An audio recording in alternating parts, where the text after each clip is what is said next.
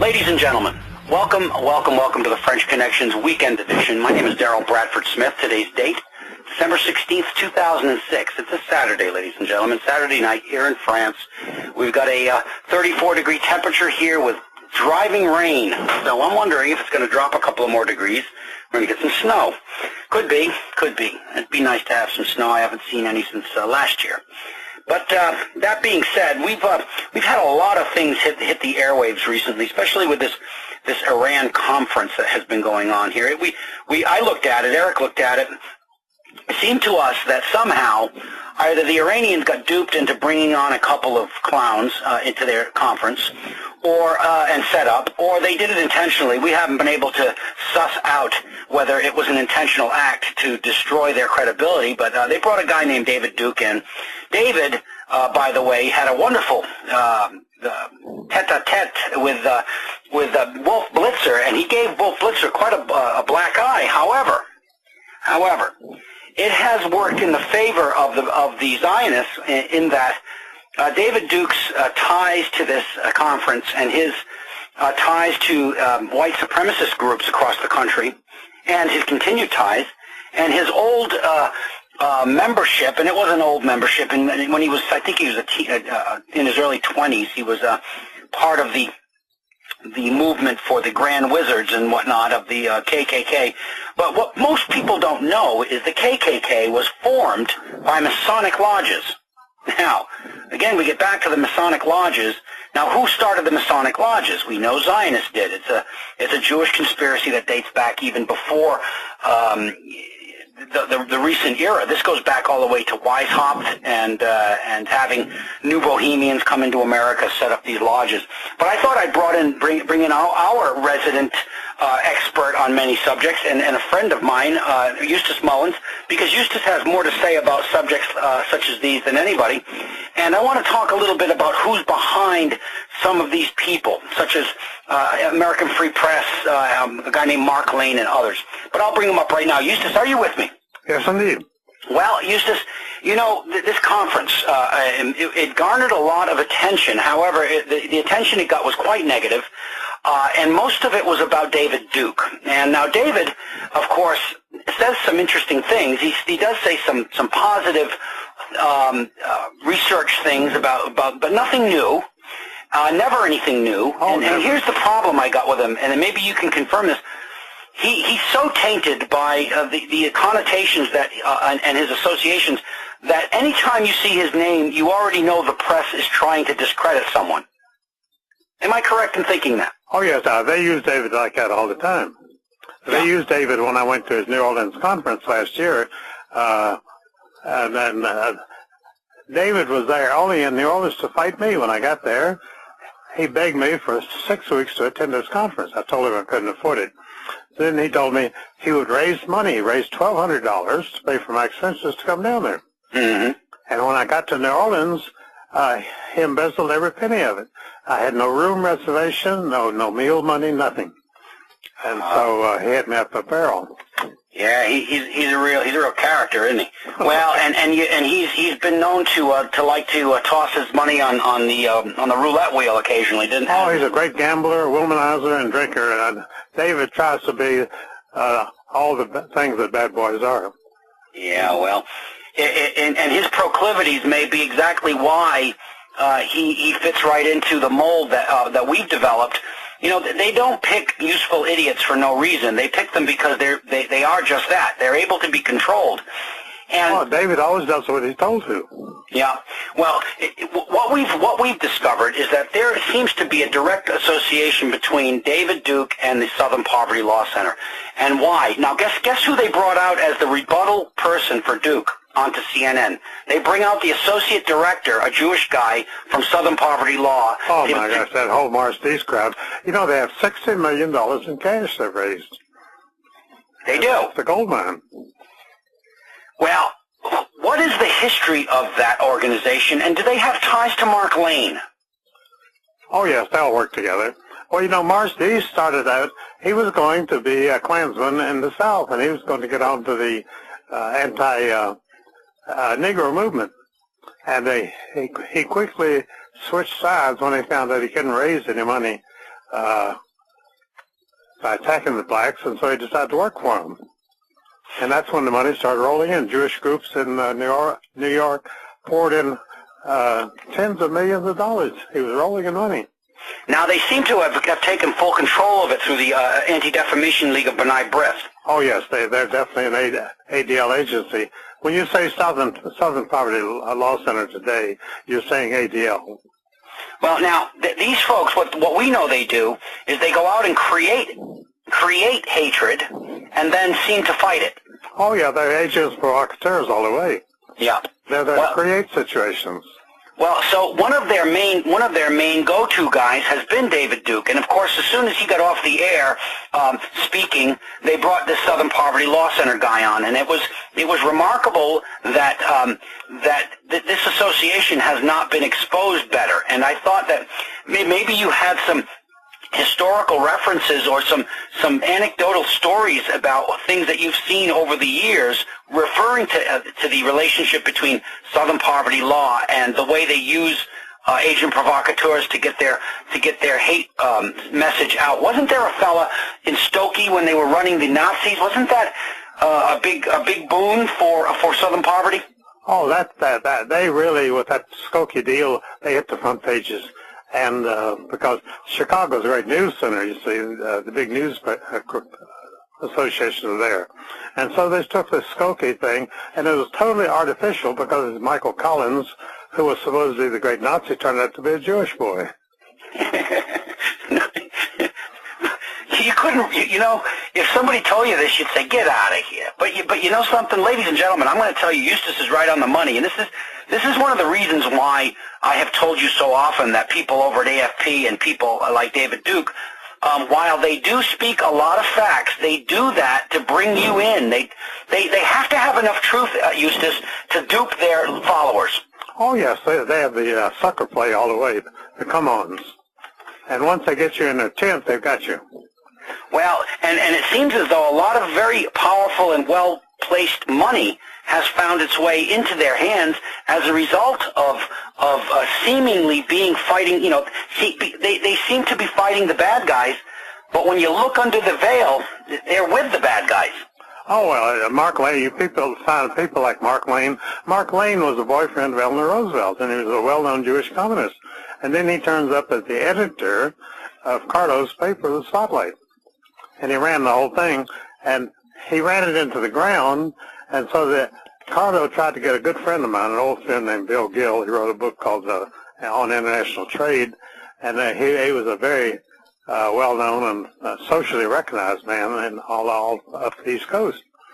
So Cardo comes in and asks Bill, who was broke at the time, he said, "Will you take over Spotlight for $75,000 a year?" And so Bill told him, he said, "I can't work for Mark Lane." Well, nobody could work for Mark Lane if they were sincere in the freedom movement. Well, what is Mark Lane is, of course, he's Jewish. Mark Lane is not his name. Oh, I have no idea what his name is. It's probably Opowitz or something. Okay. Well, the simple fact is, when Christopher Bolin was beaten up, Willis Cardo offered the services of Mark Lane as his lawyer. Oh, yes. And Mark Lane has a perfect record. He loses every suit that he engages in for a patriot. Well, see, this is the other thing, because we got this guy Mike Berger doing the same thing for a lot of the 9/11 people. Oh, yes. And, when you take a look at this stuff, see, once you've got the flow of the way it's done, you start piecing together how it's been done in the past as well. Now, the Southern Poverty Law Organization, they're centered out of Atlanta, aren't they? Yeah, it's supposedly a Southern group. And, it's supposed to furnish lawyers for oppressed poor black people. But in all the years that Morris Dees has been running it, he's refused to have any black lawyer work for them. He only has white lawyers. And usually Jewish lawyers. Oh, no, they're almost always Jewish. They do that in New York. So what is the way that they actually, I know that they go out and finance. They have financed some activity up in Idaho in some of the this militia movement stuff and I think they were doing it for the ADL in order to whoop up some.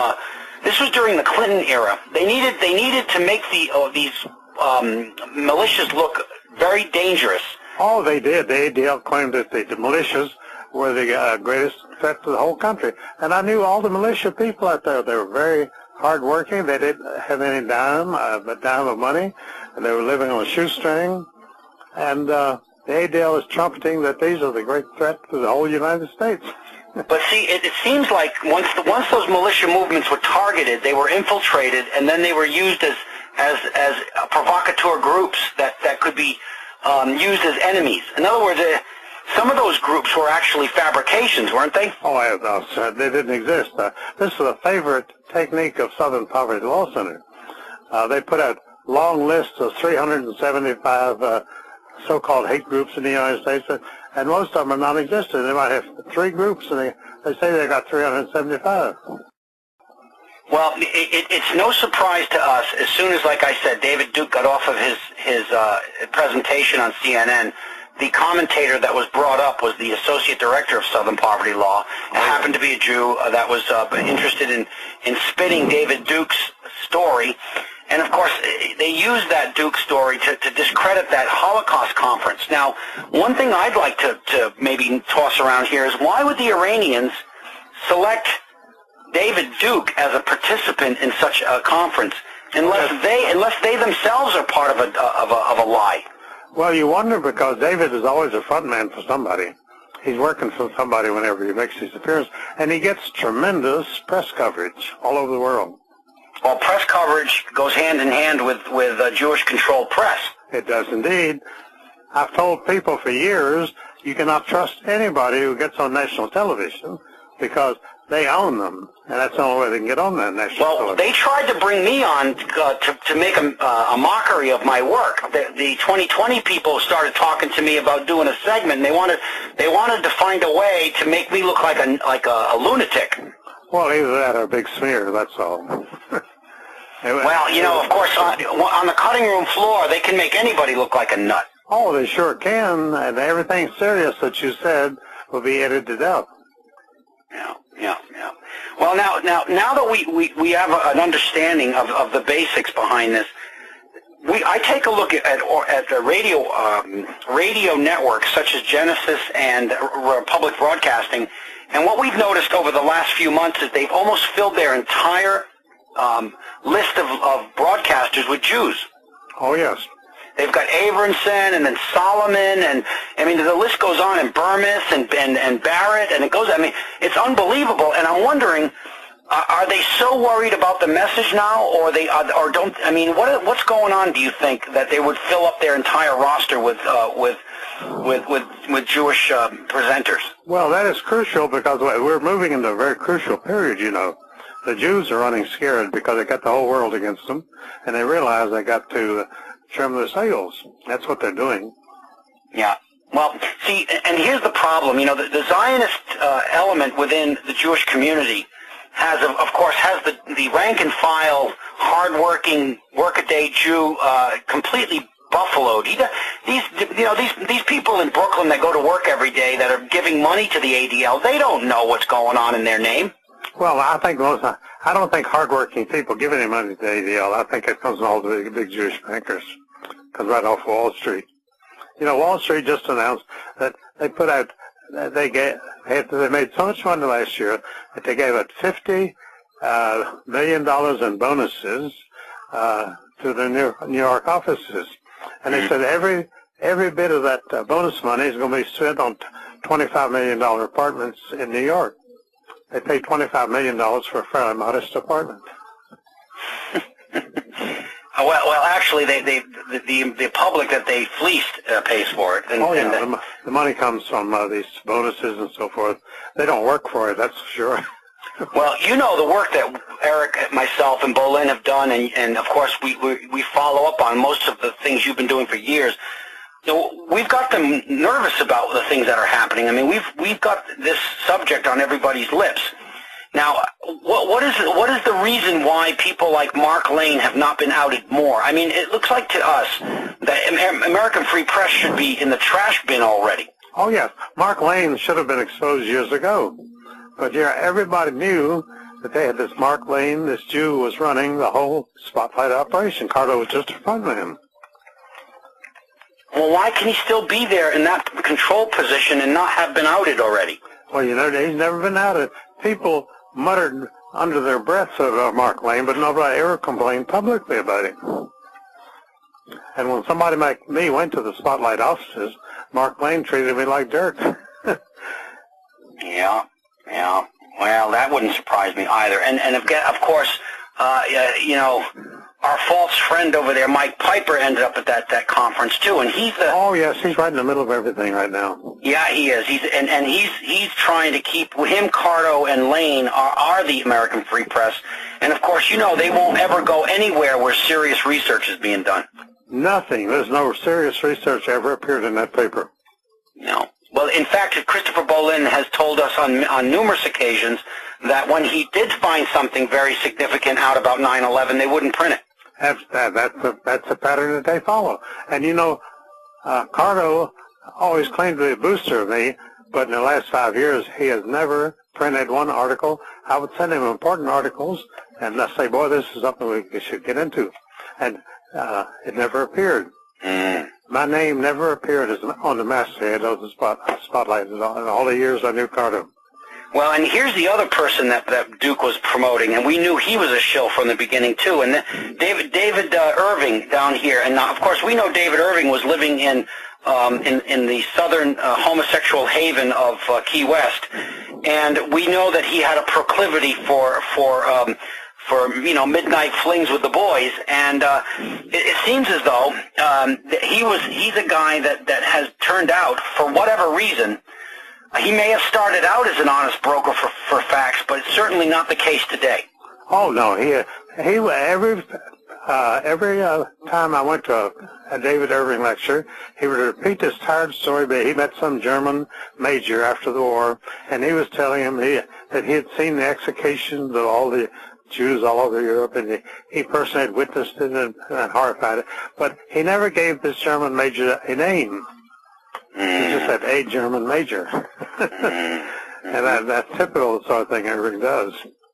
So, so why one must wonder why he would have been jailed, and we've speculated in our own private conversations, Eric and I, he might have been caught as a pedophile or something, and they might have said to him, "Look, you're going to go to jail for us because we need a guy we need to frighten the truth speakers out there away from talking." Well, more important than a jail sentence is sometimes a period of vacation and retraining for a person like David Irving or David Duke. You know, David Duke just did a 4-year income tax prison term. Did they make him go away for 4 years? 4 years. He was away for 4 years. Where they put him in one of these federal vacation prisons? Oh, well, no one seems to know where he was during that time. They don't know what prison he was in. I never could find out what prison he was in or whether he was in prison in Russia or the United States. The whole thing was very vague, so it must have been a cover-up of some kind. And you know, after doing this so-called prison term for income tax evasion, then he appears on worldwide news as a new and much more influential figure. Well, he's tried his darndest to weasel his way into our camp, and of course we've thwarted him at every turn because the guy is just a sack of lies. But you know, he does win over people because he does have a certain capacity to speak flamboyantly. Oh, he's like an Elvis Presley. I heard one talk he gave that in New Orleans, and he had the old ladies weeping, you know, because you never heard such faults in your life from anybody in the whole freedom movement. I never heard anything like it. It was an incredible performance. Well, he is. He's an actor, and he's good at it. He's an actor, but he's totally insincere. There's never any sincerity. Only a fool would ever be taken in by him because he's so transparent in what he does. Well, so now, you know, I'm glad we did this little talk here, Eustace, because, you know, this guy is garnering a lot of attention, and he is. He's moving right up in the top row. It's amazing. And this guy has no achievements in his life. It's incredible. Well, and here we are. You know, we're struggling for any recognition we can get, and of course, as soon as he gets that mainstream media attention, bingo, he's a big hero. Oh yeah, he's right in front there. He becomes number one. Well, what do we do to combat this false flag stuff that they do in America through Southern poverty law, and how many other people are involved? Is it possible that Southern poverty law is behind the financing of some of these patriot radio stations, like Michael Corbin, who refuses to talk about Jewish issues, or some of these others? No, I think they're financing everything because Southern poverty has been exposed many times as having a nest egg from $60 to $100 million, and no one seems to know where it comes from. It comes from Jewish people in New York. And he's sitting on this money. He never paid any taxes on it because he's a tax-exempt group, because he's fighting for the little man. Oh, yeah. As he scurries off in his limousine, probably to a rendezvous with an underage child or something. Well, he uses this $100 million to attack people like Richard Butler. Now, Richard Butler I knew well, and there was an old man, a tired old man, and they went in and took his little camp up in Idaho, took it right away from him with the fake court proceedings. How did that happen? What's that about?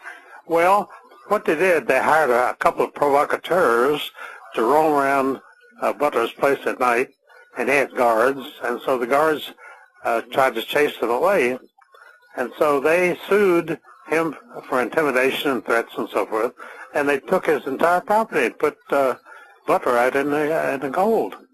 The poor old guy died alone out there, no property whatsoever.